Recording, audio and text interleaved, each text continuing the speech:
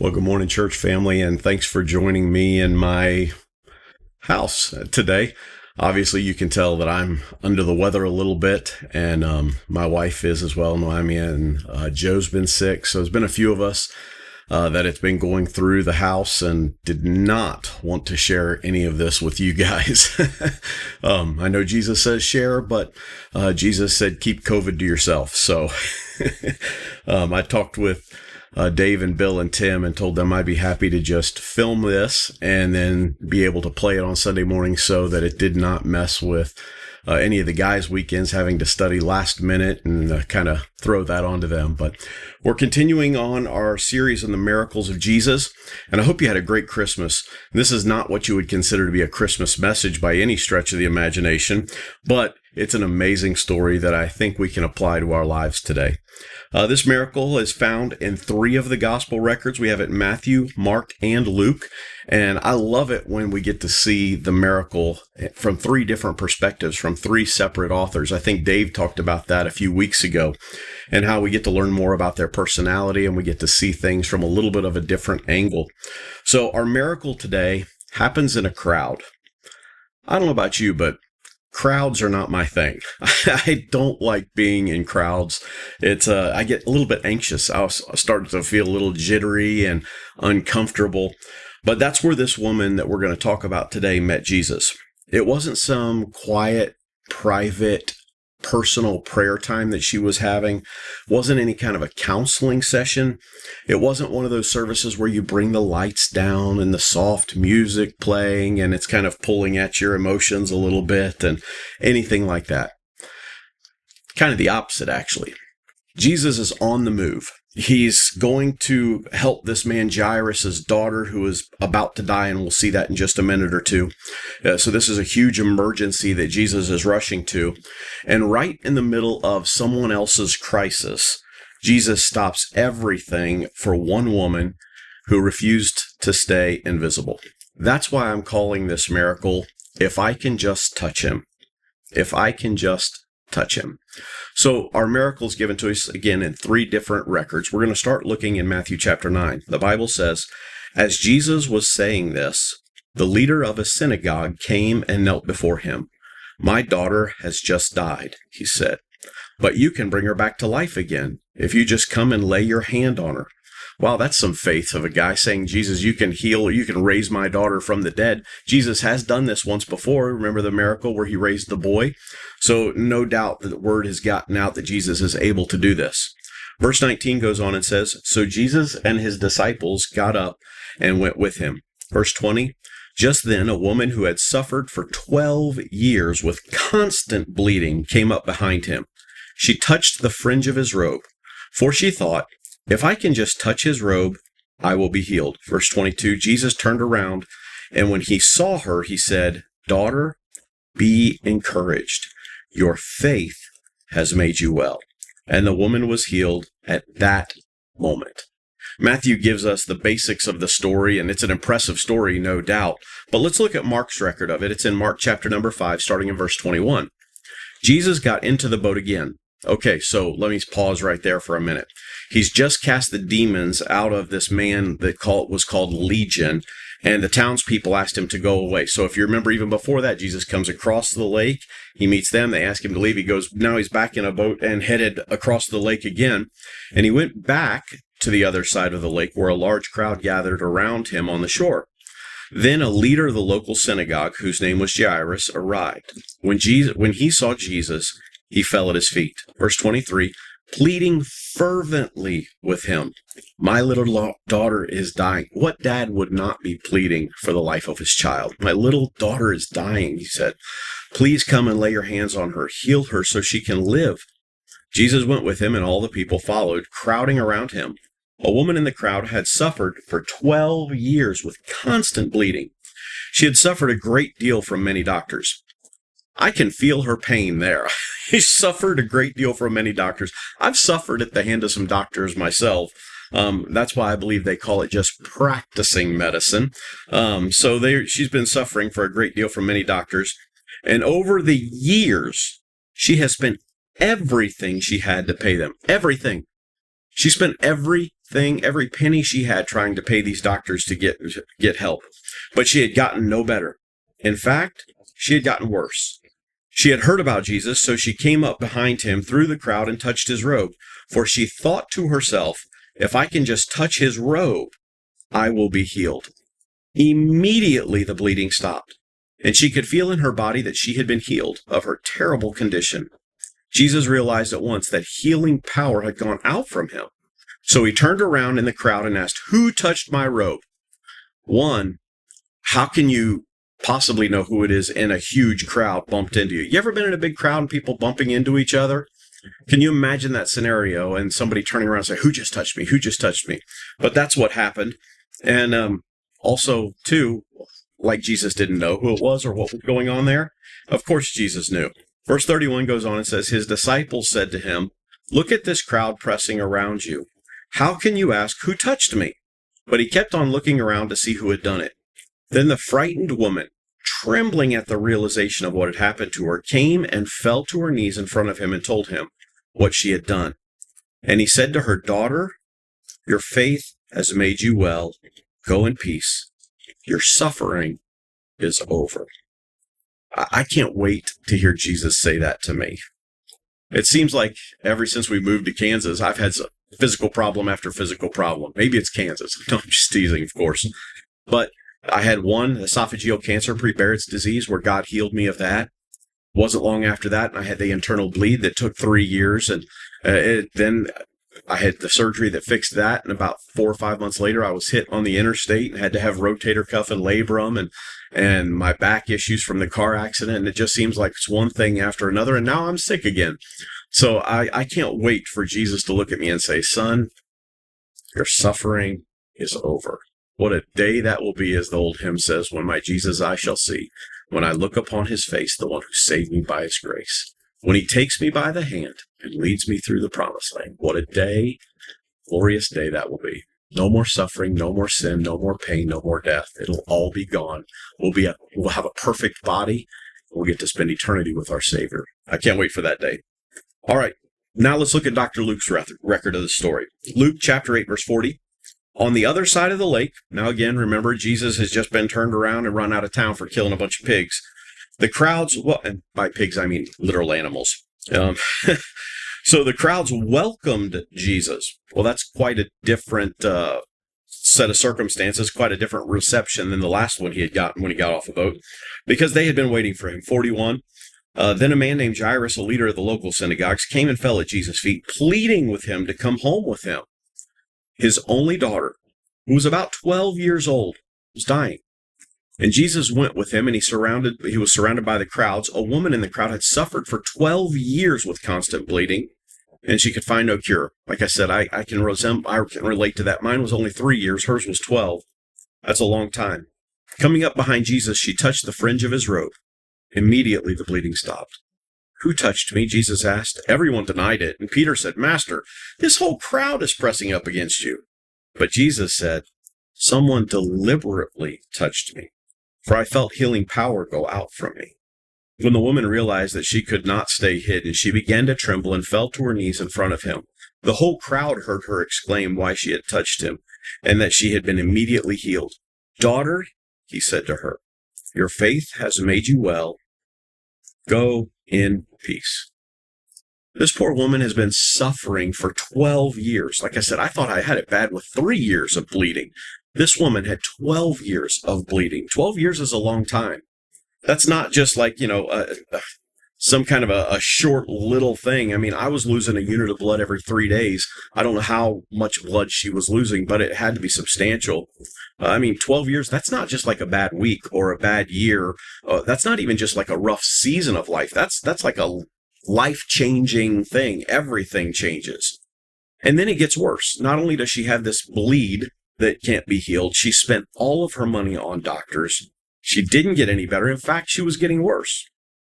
Translation, she tried everything except Jesus until Jesus was her only option. Some of us don't come to Jesus because we're humble. It's not like we're coming to him because we're just so, humility just exudes us. Many people, we come to Jesus because we're out of other options. He's the only option left. It's like we wait to go to Jesus until it's the last resort. But can I tell you, Jesus isn't offended by that? That doesn't hurt his feelings. He wants us to come to him. He's that Father who loves us and cares about us and wants us to come to him.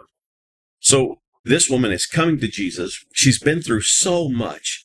And now she's there. She touches him. But then there's something else about this story. There's a hidden cost that most people don't talk about in this story. According to Jewish law, if you go back and look in the Old Testament to Leviticus chapter 15, this woman, because she had an issue of blood, was ceremonially unclean. That means no one was supposed to touch her or they would be unclean. That means she could not touch anyone else or they would be unclean, even though she did do that. And she was not supposed to be in a crowd, and she did that as well. So this isn't just a little health issue that she has. This is social isolation. This is like spiritual shame. She couldn't even go to the temple. This is emotional exhaustion that this woman is feeling. I mean, for 12 years, everything she touched made someone else unclean. So she learns to live in the shadows. She's, away from everybody. She's all alone. And now she hears that Jesus is coming. Can you imagine what she's feeling? I mean, no doubt she's heard of all the miracles that Jesus has done, and she starts to feel this little glimmer of hope that she hasn't felt in quite some time. There's actually a chance now that she could get better. So she's thinking about it. She's excited about it. Something inside of her is beginning to get just like this excitement that's unexplainable. But then she has to be feeling like, man, I felt this before. The last doctor told me he could help me, and he didn't. I've tried everything. There's nothing left. What do I do? So the doubt and the depression start in. She's been told by every doctor she's seen probably that they're the ones who would be able to help her. They could get it figured out, and they didn't. And she's gotten her hopes up so many times that, every single time it's happened, she's just been crushed. Nothing ever changed for her. But now Jesus is coming. And she's probably scared to get too excited about that because she's experienced so much disappointment in her life. And she has to know that there's going to be hundreds or maybe even thousands of people surrounding Jesus, shoulder to shoulder, trying to press into him. And she's not allowed to touch anyone. No one's allowed to touch her. She's not allowed to be around people. Everything she touches makes someone else unclean. So here she is knowing Jesus is going to be surrounded by all these people. And she's got to be thinking, I've got to get to Jesus, but how do I do it? I mean, what a position to be in. The odds are stacked against her unbelievably. It's a story of depression and despair. But then everything changes in her story. And I want to point out a couple lessons that we can learn from this miracle this morning. Here's the first one. Faith does not wait for permission. Faith doesn't wait for permission. Mark chapter 5, verse 27 says, she had heard about Jesus, so she came up behind him through the crowd and touched his robe. She didn't ask. She didn't announce herself. She doesn't schedule a meeting with Jesus. She doesn't come forward at the invitation or anything like that. She just says, if I can touch him, I'll be healed. That's not polished faith of going through all of the ceremonial stuff like that. She's not making a scene about this. This isn't polished faith. This is desperate faith. She was desperate. And desperate faith acts when polite faith still is praying about it. She had to get to Jesus. And I thought some of us are waiting for the perfect moment, the perfect prayer, or the perfect set of circumstances so that we can get in front of Jesus, so that we can touch Jesus, so that we can encounter Jesus. But she just reached out. So the first lesson is that faith does not wait for permission. Here's the second lesson. She reached out in faith, but she still had fear. She reached out in faith, but she still had fear. Luke's account of this story tells us that she was trembling when Jesus stopped. Trembling. She was afraid. She was excited. She had all of these emotions going through her. And the reason I think she's trembling is because there was some serious risk in what she was doing. If she's discovered, she could have been rebuked. She would have absolutely been embarrassed. And she could have even been punished for what she was doing, because she was not allowed to be near people, touch people, have people touch her, any of this. It was against the law. So she took on the risk of punishment just to get to Jesus. So she reached out in faith, but did she have fear? Absolutely. She knew the rules. She knew the laws. She knew the risks, and she reached out anyways. Faith isn't the absence of fear. Faith is touching Jesus while your hands are still shaking. If I'm waiting for fear to leave, I'm never going to do anything great for Jesus. I'm never going to step out in faith. I'm never going to do the big things that he calls me to do. I'm never going to reach my potential. I'm never going to reach my destiny. Faith is reaching out when I'm still afraid. Fear never leaves without Jesus. And once we reach out and we touch him, man, it's amazing. So faith isn't just the absence of fear. Faith is touching Jesus while our hands are shaking. So this woman, she's been through all of this. She gets to Jesus. She's reaching out. So faith doesn't wait for permission. She reached out in faith, but she still had fear. Here's the third lesson. When Jesus heals you, he won't let you stay anonymous. When Jesus heals you, he won't let you stay anonymous. Jesus stops and asks, who touched me? Jesus knew what had happened. He knew that he says he could feel the healing power go out of him. Jesus, in his omniscience, knew that what was going on with this woman. And basically, the disciples look at Jesus after he makes this statement like he's kind of dumb. And they're like, sir, everybody is touching you. You're in a crowd. There's people bumping into you everywhere. Duh, Jesus, what's the matter with you? Don't you know? But Jesus knows the difference between people brushing up against him and somebody pulling faith out of him, reaching forward and doing something, getting that touch of Jesus. Why did Jesus ask her? Or why did Jesus ask who did this?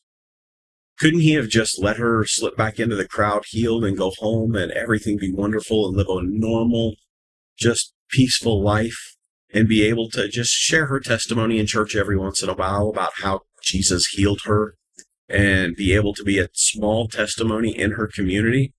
No.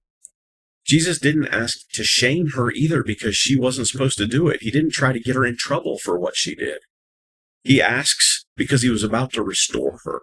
Her healing happened in private, but her restoration happened in public. Some of us want the miracle, but we don't want the exposure.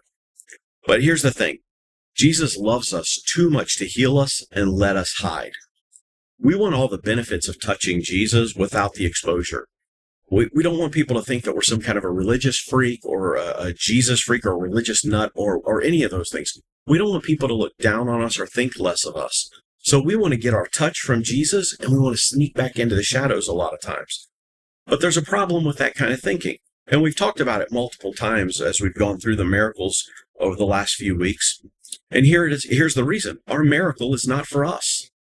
Jesus didn't heal this woman just so that she could live a comfortable, normal life, go back and spend time with her family and re-enter society. That's not why Jesus healed this woman. Her miracle was not for her. Her miracle was for others. Our miracle is for other people. Our healing or our miracle is not just for us, it's for others. It increases their faith. It draws them to Jesus. It gives them the faith to step forward and to try to get with Jesus and to have an experience like that. It increases other people's faith along with ours. So faith doesn't wait for permission. She reached out in faith, but she still had fear. And then 3, when Jesus heals us, he won't let us stay anonymous. Here's the 4th lesson we can learn. Jesus transformed her identity from unclean to daughter. From unclean to daughter. What does that mean? Well, Jesus looks at her in Mark chapter 5, verse 34, and says, and he said to her, daughter, your faith has made you well. Go in peace. Your suffering is over. Let me ask you, how many times has Jesus, or did Jesus, overall in Scripture, how many times did Jesus call someone daughter? Can I get some Jeopardy music? Do, do, do, do, do, do, do. How many times? You ready for the answer? 1. Here. It's the only time Jesus ever called anyone a daughter. And that's not by accident. He doesn't call her by her problem or the issue of blood. He doesn't, when he refers to her, doesn't talk to her about, oh, here's the woman who had an internal bleeding like I did, or here's the woman who has an issue of blood for 12 years, or here's the one who had cancer, or here's the one who had this problem or that problem. He didn't introduce her or talk to her by her condition. He didn't talk to her by her issue or what she was going through in life. He didn't call her by her sin. Oh, this is that woman who sinned and she's suffering physically because of her sin. He didn't talk to her and call her out by her mistakes that she's made in her life. He calls her daughter. He calls her family. See, your miracle is not just about fixing what is broken. It's about restoring who you are. So let me ask you this. How does a story about a woman who has an issue of blood, a bleeding issue, a bleeding disorder over 2,000 years ago, how does that impact me? What does this story have to do with me? How can this story help me? Well, she was healed over 2,000 years ago. True. Yeah. It happened a long, long time ago in a galaxy far, far away. Yeah, it did. This is the point where a cool story gets a little uncomfortable. You see, there are 3 ways that we can apply this story to each of us today. Here's the first one. We need to stop letting our shame decide our distance from Jesus. We need to stop letting our shame decide our distance from Jesus. This woman had every reason not to come to Jesus. It was against the law. She could affect other people and cause them to be unclean. She's been through so much. She could have used any excuse in the book. Why not to get to Jesus? Can I tell you, when you're losing blood or when you have a bleeding disorder or something where you're losing blood like this, it makes you tired. You don't have energy. I'd fall asleep driving down the road in meetings, sitting on the couch. I'd come home and eat dinner and I'd be out cold till the next morning. She could have used any kind of excuse for not getting to Jesus. And Jesus never once looked at this woman and said, hey, you should not be here. Your past, your problem, your issue that you're dealing with, you shouldn't be here. You need to go away. I'll come to your house privately and talk to you. He never says anything like that. If shame is telling you to stay back, it's not Jesus talking. It's the enemy. So we need to stop letting our shame decide our distance from Jesus. Doesn't matter about our past. We need to do whatever it takes to get to Jesus. Here's the second way we can apply this to our lives today. Here it is. Faith moves us to action before our feelings can catch up. Faith moves us to action before our feelings can catch up. She didn't feel healed at first. She reached out and she touched him first.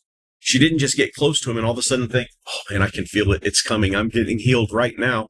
No, she reached out believing that she was going to be healed before she was actually healed. She had to put some action to her faith. She reached out before she was healed. And most of our breakthroughs that we're going to experience in life come after we obey, not before. See, there's a part that I have to play. There's a thing that I have to do. I have to be willing to step out in faith to follow Jesus before I get the blessing. And this woman had to reach out and touch him before she got the healing. Here's the third way we can apply it. Don't just touch, testify. Very simply, don't just touch, testify. Jesus didn't want her healed. Let me rephrase that. Jesus didn't just want her healed. Yes, he wanted her healed, but not just healed. He wanted her free. That was the most important part. He wanted her free from hiding.